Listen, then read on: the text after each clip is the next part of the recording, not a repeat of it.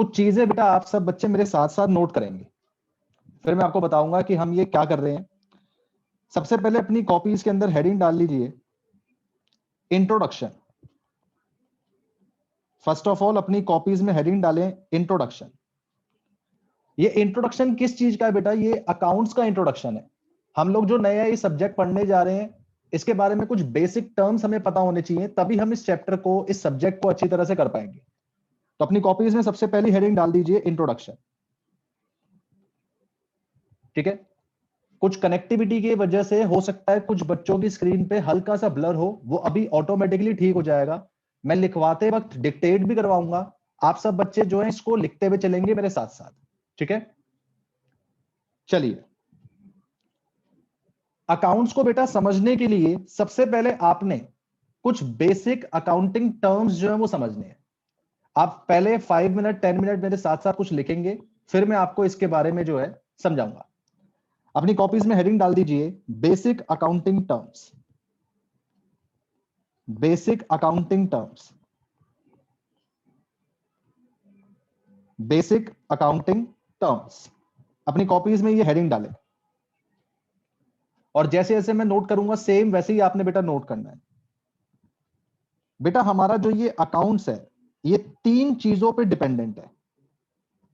हमारा जो ये अकाउंट्स है, ये 3 मुख्य चीजों पे डिपेंडेंट है, जिनमें सबसे पहले अपने पास आते हैं एसेट्स। आज वाली क्लास में हम सबसे पहले पढ़ेंगे एसेट्स क्या होते हैं। सेकंड, दूसरी चीज हमारे पे आती है कैपिटल, और थर्ड वन हमें जो पढ़ना है वो हमें पढ़ना है लायबिलिटी। तो सबसे पहली बात, अकाउंट्स को अच्छी तरह से समझने के लिए आपको यह पता होना जरूरी है कि एसेट क्या है, कैपिटल क्या है, लायबिलिटी क्या है। जब तक आपके दिमाग में आपको यह नहीं पता होगा, आप अकाउंट्स को हमेशा कंफ्यूज करेंगे। तो पहले आपने यह समझना है कि अकाउंट्स बना किस चीजों से है। ये 3 मुख्य चीजें हमें समझनी है, फिर हम इसको जो है आगे लेके चलेंगे। लेकिन सबसे पहले हेडिंग डालेंगे मीनिंग ऑफ एसेट्स। सबसे पहले हेडिंग डालेंगे मीनिंग ऑफ एसेट्स। एसेट्स क्या होते हैं? मीनिंग ऑफ एसेट्स, और इसमें लिखेंगे point number 1, anything that can be converted into cash.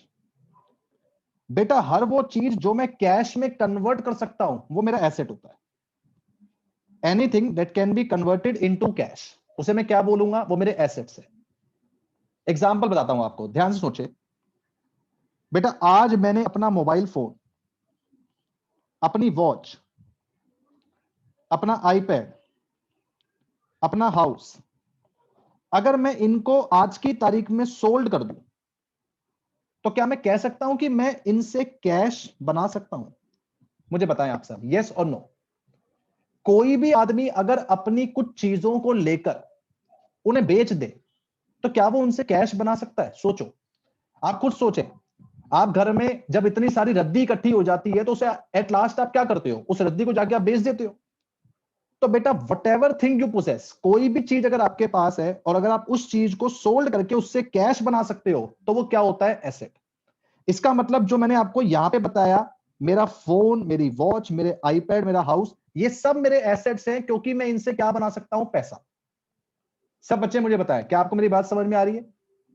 अब आप ऐसे ही कुछ और एग्जाम्पल भी सोचो कि इनके अलावा और क्या हो सकता है। सोचो, मेरे घर का फर्नीचर, क्या मैं फर्नीचर बेच के पैसा कमा सकता हूं?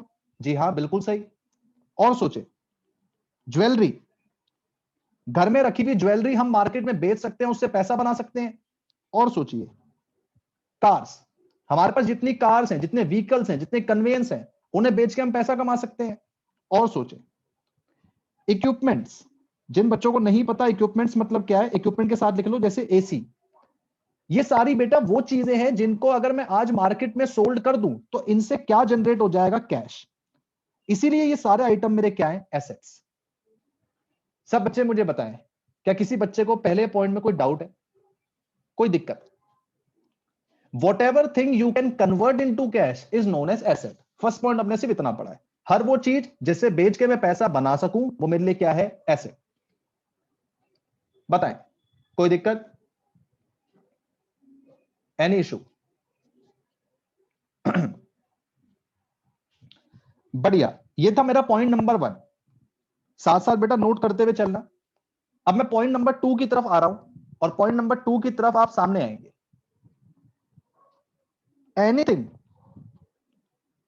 That is already in form of cash.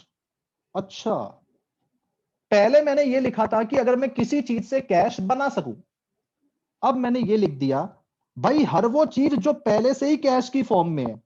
ओ, तो इसका एग्जांपल है, मान लीजिए मेरे पास आज कैश पड़ा है, कैश बैलेंस है कितना, ₹40,000। तो बेटा ये भी मेरा एसेट है क्योंकि ये पहले से ही कैश के रूप में पड़ा है। तो जिस चीज को मैं कैश बना सकूं वो, या फिर कोई भी ऐसी चीज जो पहले से ही कैश के रूप में पड़ी है, वो मेरा क्या होगा, एसेट। सर हमारा बैंक बैलेंस भी तो एसेट हो सकता है, क्योंकि जो बैंक बैलेंस है वो भी तो एक प्रकार का कैश ही है, बस फर्क इतना है कि वो बैंक में पड़ा है। मान लो मेरे पे बैंक बैलेंस 20,000 का है, तो इसको भी मैं क्या बोलूंगा, ये भी मेरा एसेट है। सब बच्चे बताएं, क्या दोनों पॉइंट आपको समझ में आए? बेटा फर्स्ट पॉइंट में मैंने आपको यह बताया हर वो वस्तु आपकी एसेट होगी जिससे आप कैश बना सको, और सेकंड पॉइंट में मैंने आपको यह बता दिया हर वो आइटम एसेट है जो पहले से ही कैश की तरह है। तो कैश की तरह आपके पास क्या चीज पड़ी है, एक तो आपकी जो पॉकेट में कैश पड़ा है वो, और जो कैश आपकी पॉकेट में नहीं पड़ा, आपके पेटीएम वॉलेट में पड़ा है, आपके बैंक बैलेंस में पड़ा है, आपके कहीं पर भी पड़ा है, तो वो चीज भी आपकी कैश की फॉर्म में, वो भी क्या कहलाएगा, एसेट। बताएं दोनों पॉइंट में कोई दिक्कत किसी बच्चे को? Any doubt? Any doubt?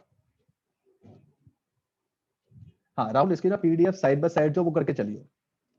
Why don't we use money instead of cash? We can use money, लेकिन अभी के लिए हम सिर्फ कैश यूज करेंगे। We can use money, बल्कि फर्दर जब हम आगे बढ़ेंगे हम मनी ही यूज करेंगे, लेकिन अभी क्योंकि फर्स्ट क्लास है तो हम हर जगह पे सिर्फ कैश वर्ड को लेके चलेंगे। ठीक है? Third point, third point, any item that brings cash, any item that brings cash in future. और थर्ड चीज है हर वो चीज एसेट कहलाएगी जो फ्यूचर में कैश लेकर आए, that brings cash in future. तीन बातें मैंने आपके सामने लिखी हैं, या तो मैं आइटम को कैश में बदल सकूं, या वो पहले से ही कैश हो, या फिर फ्यूचर में कैश ला सके। सर ये क्या बात हुई, फ्यूचर में कौन कैश लेकर आएगा? तो मैं आपको एग्जांपल बताता हूं, ध्यान से जरा सोचो। एग्जांपल, ये एक भाई साहब है राम, ध्यान से बात को सुनना बेटा। मैंने राम को 10,000 रुपए उधार दिए, मैंने राम को 10,000 रुपए उधार दिए। आप सब बच्चे मुझे बताओ, जिस आदमी को मैं उधार दे रहा हूं, जाहिर सी बात है कि वो आदमी फ्यूचर में मेरा उधार चुकाएगा, है कि नहीं? सोचो, जिस आदमी को मैं उधार दे रहा हूं, जाहिर सी बात है कि वो आदमी फ्यूचर में मेरा उधार चुकाएगा। तो मैं कह सकता हूं कि राम फ्यूचर में मुझे पैसा लाके पे करेगा। यानी कि अगर कोई बंदा ऐसा है जो मेरे को फ्यूचर में पैसा दे दे, या कोई वस्तु ऐसी है, कोई थिंग ऐसी है जो मुझे फ्यूचर में पैसा लाके दे दे, वो भी मेरा एसेट है। यानी एसेट मुख्य रूप से देखा जाए तो तीन चीजों से बना हुआ है, इधर मैं उसे कैश में कन्वर्ट कर सकूं, या तो वो पहले से ही कैश फॉर्म में हो, या फिर वो फ्यूचर में कैश लेकर आ सके। सब बच्चे बताएं कि आपको बात समझ में आई कि नहीं, फटाफट से बताएं। There are three things which you have to note anytime you are classifying assets. जब जब आप एसेट्स को समझ रहे होंगे, जब जब आप एसेट्स के बारे में पढ़ रहे होंगे, तो आपको पता होनी चाहिए सिर्फ ये तीन बातें। अब मैं आपके सामने कुछ एग्जांपल्स रखूंगा, आप बच्चे मुझे ये बताएंगे कि क्या वो एग्जांपल कैटेगरी 1 में आना चाहिए, क्या वो एग्जांपल कैटेगरी 2 में आना चाहिए, या 3 में आना चाहिए। आपने सिर्फ मुझे ये बताना। मैं आपके सामने एसेट के कुछ एग्जांपल रखूंगा, आप बच्चे मुझे ये बताएंगे कि ये कौन सी कैटेगरी में आना चाहिए। बताएं, सब बच्चे रेडी हैं, यस और नो? सब बच्चे रेडी हैं? चले शुरू करते हैं। ये आपकी आज की क्लास की बेटा पहली एक्टिविटी है, बताएंगे मुझे कौन सी कैटेगरी में आना चाहिए। मैंने आपके सामने एक टर्म लिखा है, बिल्डिंग। मैं आपसे कहता हूं बिल्डिंग एसेट है, आप मुझे बताइए क्यों है, कैटेगरी 1 की वजह से, 2 की वजह से या 3 की वजह से? सोचो, कैटेगरी 1 की वजह से, 2 की वजह से या 3 की वजह से? बच्चे कह रहे हैं कैटेगरी नंबर 1, तो मैं आपको बता दूं ये कैटेगरी नंबर 1 की वजह से एसेट है। एक बच्चे ने कैटेगरी 3 भी लिखा था, कैटेगरी 3 हम इसमें नहीं बोलेंगे, 1 बोलेंगे। क्यों? क्योंकि बिल्डिंग को बेच के आप पैसा बना सकते हो, तो बिल्डिंग एसेट है। क्लियर? चलें और कोशिश करें, मुझे बताएं। सेकंड मैंने लिखा मेरे पेटीएम वॉलेट में 2000 रुपए पड़े हैं, बताओ बेटा ये एसेट है। ये एसेट क्यों है? कौन सी कैटेगरी की वजह से? बढ़िया, सारे बच्चे कह रहे हैं सर ये कैटेगरी नंबर 2 की वजह से, क्योंकि ये पहले से ही कैश की फॉर्म में। गुड। और बताएं। सिर्फ जवाब देना बेटा, आपने ये लिखना नहीं है। इसकी पूरी पीडीएफ आपके ग्रुप पर आएगी, ये पूरा सेशन रिकॉर्ड भी होगा, ये आपके ग्रुप पर भी आएगा। अभी सिर्फ समझने पे ध्यान लगाना है। तो बच्चे कह रहे हैं सर ये कैटेगरी 2 है। और सोचे, मुझे बताएं। मैंने बोला loan given to Ramu. Ramu मेरा नौकर है, मैंने रामू को 5000 रुपए उधार दे दिए। एलो, मैंने रामू को 5000 रुपए उधार दे दिए। इसका मतलब क्या है कि आने वाले समय में रामू मुझे मेरा पैसा वापस करेगा। तो सर ये भी एसेट है, लेकिन कौन सी कैटेगरी है? थर्ड। अच्छा, और बताओ, और सोचो, और बताओ। मैंने आपसे कहा कि मेरे पास एक काऊ है, एक हॉर्स है, बताओ ये भी एसेट्स है। ये कौन सी कैटेगरी में आना चाहिए? काऊ है, हॉर्स है, कौन सी कैटेगरी में आना चाहिए? एग्जैक्टली ये भी कैटेगरी 1 में आएंगे। ये भी बिल्डिंग जैसे, फर्नीचर जैसे हैं, क्योंकि इनको बेच के मैं पैसा कमा सकता हूं। और एक नया वर्ड आपको सिखा रहा हूं। अकाउंट्स में ये जो काऊ हॉर्स होते हैं बेटा, इनको एक नाम से संबोधित किया जाता है, जिसका नाम है लाइव स्टॉक। लाइव स्टॉक मतलब जिंदा, जो लिविंग थिंग है। ठीक है? और स्टॉक मतलब कि ऐसी चीजें जिनका मैं यूज करता हूं। एक बच्चा कह रहा है सर ये कैटेगरी नंबर 3 में नहीं आ सकते। नहीं, कैटेगरी 3 में बेटा सिर्फ वो चीज आती है जब मैंने किसी को कोई पैसा उधार दिया। इंपॉर्टेंट वर्ड क्या है? उधार दिया। क्लियर है? हाँ यशविता, बेटा मेरी बात समझ में आई? जब जब मैं किसी को कोई उधार दूंगा, तो वो बंदा मेरे को फ्यूचर में पैसा लाके देगा। सिर्फ उसी को मैं कैटेगरी 3 में डाल सकता हूं। बाकी एनीथिंग जो मैं कैश में कन्वर्ट करूंगा, वो मेरी कैटेगरी 1 में आएगा। और जो पहले से कैश है, वो किस में आएगा? कैटेगरी 2 में। और बताएं, सब बच्चे मुझे बताएंगे। और बताएं, और बताएं। मैंने आपसे कहा कि हमारे पास ₹8,000, 8,000, ठीक है, मेरे एसबीआई बैंक में पड़े हैं। 8,000 एसबीआई बैंक में पड़े हैं। कौन सी कैटेगरी के अंदर आना चाहिए? सर ये भी कैटेगरी नंबर 2 में आएगा, क्योंकि ये भी ऑलरेडी कैश की फॉर्म में है। तो आपको बात समझ में आई? एसेट्स का सिर्फ समरी जो है वो 3 चीजों से मिलकर बना है। या तो मैं उसको कैश में बना सकूं, या वो पहले से कैश हो, या फ्यूचर में कैश लाए। अभी तक आपने सिर्फ ये बात पढ़ी है। अब मैं आपके सामने कुछ चीजों का मतलब भी लिखूंगा और उनका नाम भी लिखूंगा, फिर से आप मुझे क्लासिफाई करके बताएंगे। आपके सामने मैं पहला नाम यहां पे लिख रहा हूं, स्टॉक। स्टॉक को कई लोग इन्वेंट्री भी कहते हैं। मैं आपको पहले इसका मतलब बता दूं, क्योंकि कई बच्चों को इसका मतलब नहीं पता है, तो मैं इसका पहले मतलब बता दूं ये क्या है। ये होता है ट्रेडिंग आइटम ऑफ बिजनेस। बेटा मैं जिस चीज का बिजनेस करता हूं, वो मेरा स्टॉक होता है। एग्जाम्पल, मुझे पता है कई बच्चों को नहीं आया होगा। एग्जाम्पल, अगर मेरी स्टेशनरी की शॉप है, तो आपको पता है स्टेशनरी की शॉप में क्या क्या बिकता है? कॉपी बिकती है, रजिस्टर बिकते हैं, पेन बिकता है, पेंसिल बिकता है, ये सब आइटम बिकते हैं। तो मैं कहूंगा ये सब आइटम बेटा मेरा स्टॉक है। जिस चीज का मैं बिजनेस करता हूं वो मेरा स्टॉक होता है। और सोचो सर, अगर मेरी शॉप इलेक्ट्रॉनिक्स की होती, तो बताओ इलेक्ट्रॉनिक की शॉप पे क्या बिकता है? एसी बिकता है, टीवी बिकता है, ठीक है, फ्रिज हो गया, फोन्स हो गए, ये सब चीजें मेरी इलेक्ट्रॉनिक शॉप पे बिकेंगी। तो इलेक्ट्रॉनिक शॉप वाले के लिए स्टॉक क्या होगा? ये 4-5 आइटम। और बताता हूं, मेरा कार्स का शोरूम है।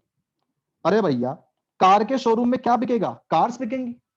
तो फिर ये कार्स मेरी क्या हो गई? स्टॉक हो गई। इसका मतलब हर आदमी का स्टॉक अलग होता है। आदमी जिस चीज का बिजनेस कर रहा होता है, वो उसका स्टॉक कहलाता है। आप बच्चे मुझे एग्जांपल देना चालू करेंगे। मुझे बताओ बेटा, अगर मेरी बेकरी की शॉप है, अगर मेरी बेकरी शॉप है, तो मेरा स्टॉक क्या क्या हो सकता है? दिमाग चलाओ, सब बच्चे जवाब दें। अगर मेरी बेकरी की शॉप है, मैं आपसे कहता हूं अंकित सर की बेकरी है, तो मेरा स्टॉक क्या क्या हो सकता है? एक बच्चे ने जवाब दिया केक। और बताओ बेटा, और क्या हो सकता है? ब्रेड। बढ़िया, और क्या हो सकता है? और क्या हो सकता है? सोचो। बिस्किट्स।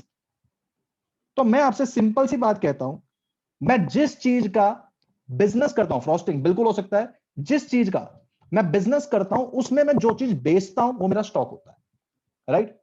अब मैं आपसे कहता हूं कि स्टॉक भी एसेट है। आप बच्चे मुझे बताएं ये एसेट क्यों है, कि कैटेगरी 1 में आएगा, 2 में आएगा, 3 में आएगा, बताओ। ये एसेट क्यों होना चाहिए? क्या ये कैटेगरी 1 में आना चाहिए, ये 2 में आना चाहिए, या 3 में आना चाहिए? सोचो और दिमाग चलाओ। ईशा 1, शानन 1, बढ़िया। और अंश 1, यशविता 1, यश 1। आप सब बच्चे इस कंसेप्ट को समझ चुके हैं। आप सब बच्चे कह रहे हैं सर ये फर्स्ट कैटेगरी में आएगा, क्यों? क्योंकि इनको बेच के पैसा कमाया जा सकता है।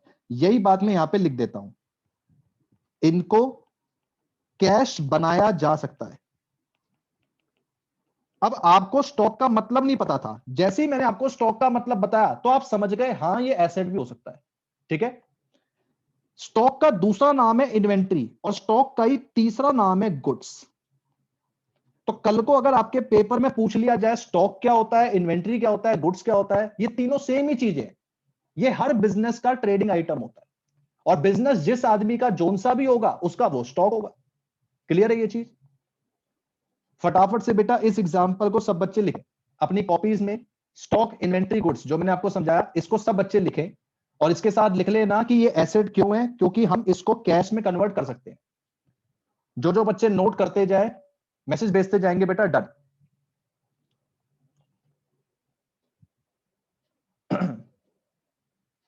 Stock is a point of what? First category के अंदर आएगा स्टॉक, आयुष फर्स्ट कैटेगरी के अंदर आएगा।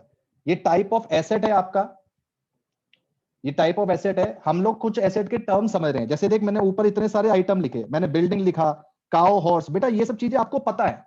ये आपके लिए एक नया आइटम है स्टॉक, इसलिए मैंने इसको अलग से एक्सप्लेन करवाया कि आपके पास कुछ चीजें पता हो आपको जो यहाँ पे अकाउंट्स में यूज होंगी। तो this is something new item for you, ठीक है। आप इसके साथ लिखना चाहें लिख सकते हैं, एडवांस्ड एग्जाम्पल ऑफ एसेट्स। ये हमारे एसेट्स के एडवांस एग्जांपल है। अब यार आपको बिल्डिंग फर्नीचर तो पता है क्या होता है, आपको स्टॉक नहीं पता ना, इसलिए मैंने उसको अलग से बताया।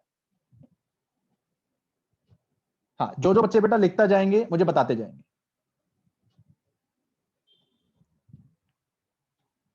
ये देखो एक बच्चा पूछ रहा है सर अगर किसी का प्रॉपर्टी डीलिंग का बिजनेस है उसका स्टॉक क्या होगा? आप बच्चे मुझे बताएं, एक आदमी प्रॉपर्टी डीलर है तो उसका स्टॉक क्या होगा? सोचो, दिमाग चलाओ।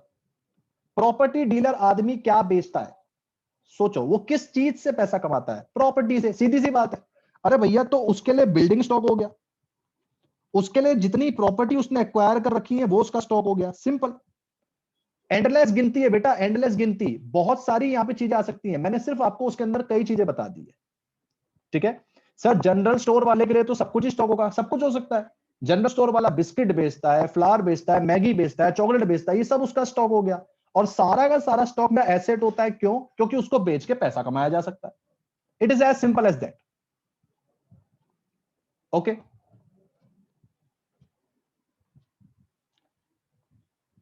ये आपका एडवांस एग्जांपल है जिसमें मैंने स्टॉक आपको पहले बताया।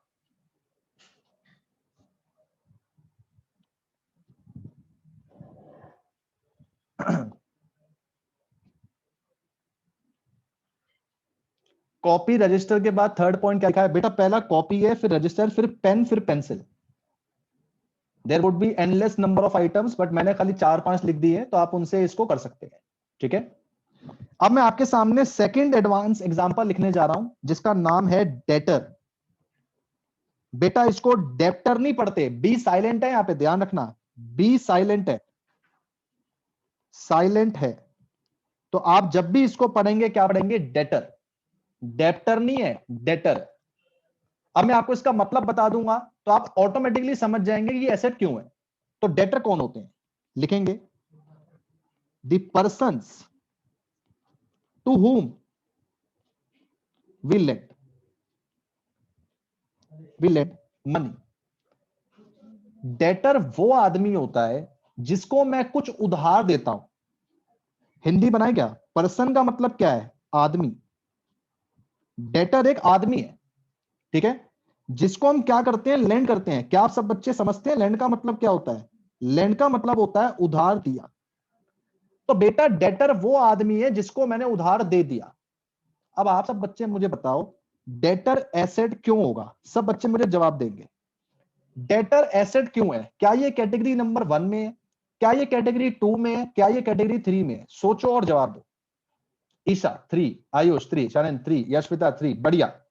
सर ये कैटेगरी नंबर 3 में आएगा, क्योंकि ऑब्वियस सी बात है, जिस आदमी को उधार दिया वो उधार लौटाएगा, और जो उधार लौटाता है उसके लिए उसका मतलब बन गया debt brings cash in future. उसका मतलब क्या बन गया? कि वो फ्यूचर में कैश लेकर आएगा। इसका मतलब डेटर भी बेटा एक एसेट है, ये भी एक एसेट है। क्यों एसेट है? Because it brings cash, it brings cash in future. आप सब बच्चों के मन में सवाल आ रहा होगा, सर ऐसा भी तो हो सकता है वो फ्यूचर में पैसा नहीं दे, पैसा लेके भाग जाए। बिल्कुल हो सकता है, होने को कुछ भी हो सकता है। मैं कहता हूं मेरी दुकान में जो माल रखा है अगर वो नहीं बिका तो कुछ भी हो सकता है। भाई बैंक में पैसा रखा हुआ है, चोर आगे डकैती कर गए तो बैंक का पैसा भी खराब हो जाएगा। बहुत सारी एंडलेस पॉसिबिलिटी है, कुछ भी हो सकता है। लेकिन अभी हम उन एंडलेस पॉसिबिलिटी को ना पढ़ते हुए अभी हम ये समझ रहे हैं कि अलग अलग आइटम्स को, डेटर को, स्टॉक को, एसेट कैसे क्लासिफाई किया जा सकता है। तो आपको ये पता होना चाहिए, ये आपके लिए बहुत जरूरी है। बताएं, 2 नए नाम सीखे आज आपने। एक नया नाम आपने सीखा है स्टॉक, एक नया नाम आपने सीखा है डेटर। कोई डाउट किसी बच्चे को? एनी डाउट बेटा सो फार? बढ़िया। अब मैं आपके सामने थर्ड एग्जांपल लिखने जा रहा हूं, कुछ और एडवांस एग्जांपल लिखें। Bills receivable, bills receivable, bills receivable, ये क्या चीज है? तो इसका मतलब लिखेंगे सच bills whose payment is yet to be received in future। वो बिल्स जिनकी पेमेंट फ्यूचर में आना बाकी है। ये रिसीव मैंने शॉर्ट फॉर्म में लिखा है, आप पूरा भी लिख सकते हैं रिसीव। ऐसे बिल्स जिनकी पेमेंट फ्यूचर में आना बाकी है। दोबारा, ऐसे बिल जिनकी पेमेंट फ्यूचर में आना बाकी है। जिन बच्चों को दिक्कत लगे हिंदी में लिख लिया करो बेटा, कोई उसमें शर्म नहीं। ऐसे बिल्स जिनकी पेमेंट आना बाकी है उन्हें हम बोलते हैं बिल रिसीवेबल। मान लीजिए, ध्यान से जरा मेरी बात को सुनना। मान लीजिए एक बच्चा है एक्स, इसने मेरे से ट्यूशंस ली और मैंने इसको एक बिल बना के दे दिया कि बेटा आपकी फीस है 5,000 रुपए। लेकिन बेटा इसने अभी तक मुझे ये 5,000 रुपए नहीं दिए। सोचो, इसने अभी तक मुझे ये 5,000 दिए नहीं है। मैं कहता हूं ये 5,000 रुपए आना बाकी है, अभी तक आया नहीं है, आना बाकी है। तो पता है ऐसे बिल को मैं नाम क्या देता हूं? ऐसे बिल को मैं नाम देता हूं बिल रिसीवेबल। क्या आपको बात समझ में आई? इसका मतलब अगर मैंने कोई बिल बना दिया है जिसकी पेमेंट अभी भी मिलना बाकी है, ऐसे बिल्स का नाम क्या होता है? Bill receivable. अब आप बच्चे जरा मुझे सोच के बताओ, मैं कहता हूं बिल रिसीवेबल भी एसेट्स हैं, तो आप मुझे बताओ ये एसेट क्यों है? क्या कारण है? ये एसेट क्यों है? सोचो और मुझे बताओ कौन सी कैटेगरी की वजह से ये एसेट है। सारे बच्चे कह रहे हैं सर ये कैटेगरी नंबर 3 में आएगा, क्योंकि इनका भी पैसा आना बाकी है, ये फ्यूचर में पैसे लाएंगे। तो ऑब्वियस सी बात है, brings cash in future, brings cash in future.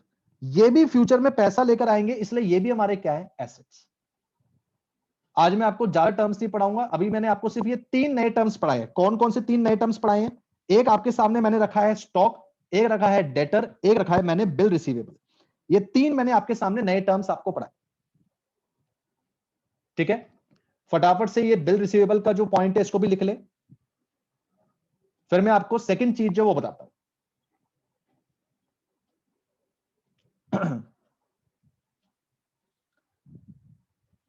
हाँ, ऐसे बेटा बहुत सारे आइटम्स आएंगे, कई सारे आइटम्स आप नए नए यहां पे पढ़ोगे, सब्जेक्ट ही नया है पूरा। आज वाली क्लास में सिर्फ मैंने आपको 3 नए आइटम बताए हैं। मैंने आपसे कहा था कि 3 चीजें हैं अकाउंट्स को समझने के लिए। एक एसेट, एसेट मेरा हो चुका है, बस एसेट मैंने कंप्लीट करा दिया। अभी मैं आपको पढ़ाने जाऊंगा लायबिलिटीज क्या होती है। अब मैं आपको बताऊंगा कि लायबिलिटी क्या चीज है। ठीक है, तो सब बच्चे जिन्होंने बिल रिसीवेबल तक लिख लिया है वो बच्चे अब आगे लिखेंगे वो बच्चे अब आगे लिखेंगे meaning of liabilities, meaning of liabilities. Liabilities क्या चीज है, तो उसमें लिखेंगे liabilities means our obligations that we have to pay in future, our obligations that we have to pay in future। Sir ये क्या लिखवा दिया, तो समझ में नहीं आया। सिंपल सी भाषा में कहूं तो लाइबिलिटी का मतलब है हमारा उधार, हमारा उधार। नहीं समझ में आया तो ऐसे लिख सकते हो हमारा कर्ज।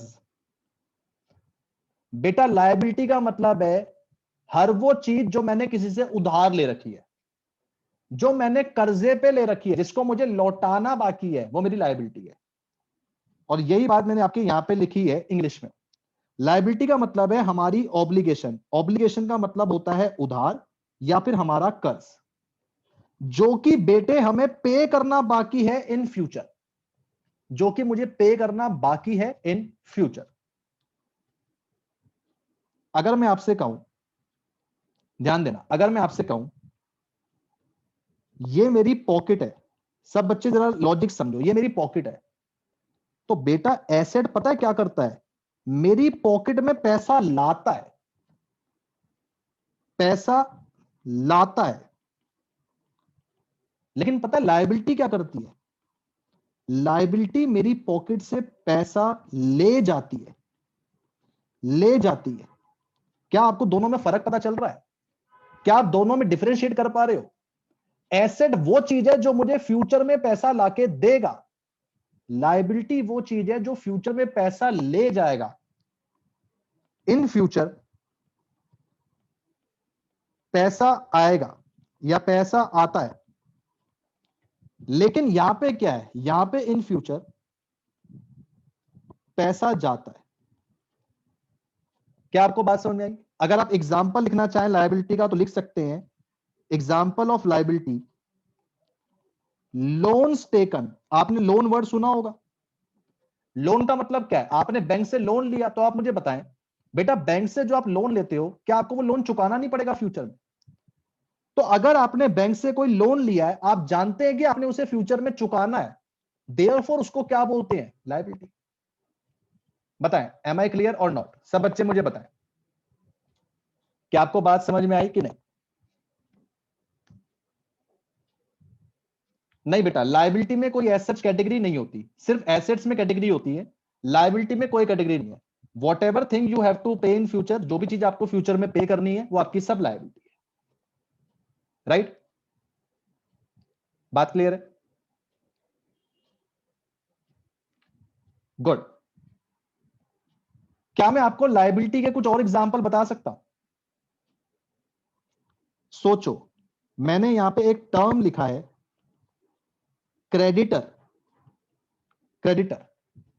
अगर मैं आपसे कहूं कि क्रेडिटर जो है डेटर का उल्टा है, डेटर का अपोजिट होता है क्रेडिटर, तो आप मुझे बताओ डेटर वो आदमी है जिसको मैं पैसा लेंड करता हूं, to whom we land, debtor वो होता है।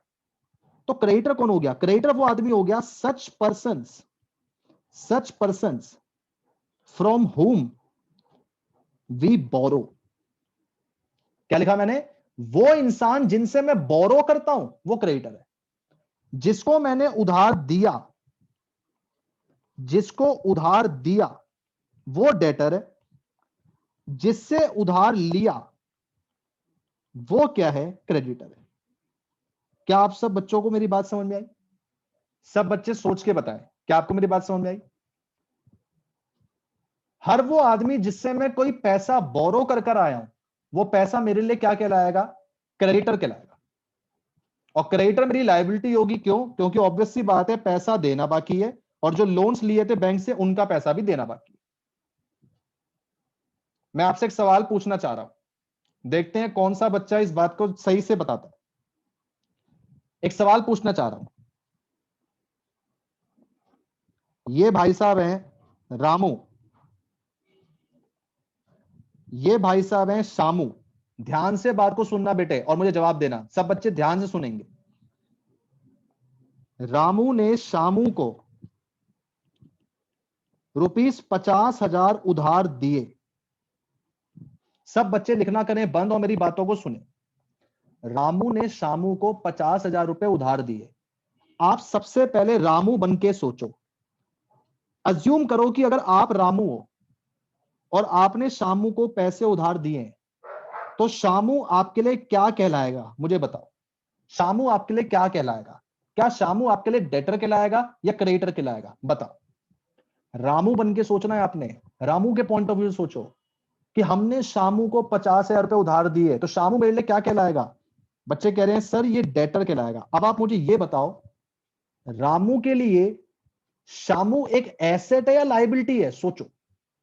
रामू के लिए शामू एक एसेट होगा या लाइबिलिटी होगा? सोचो।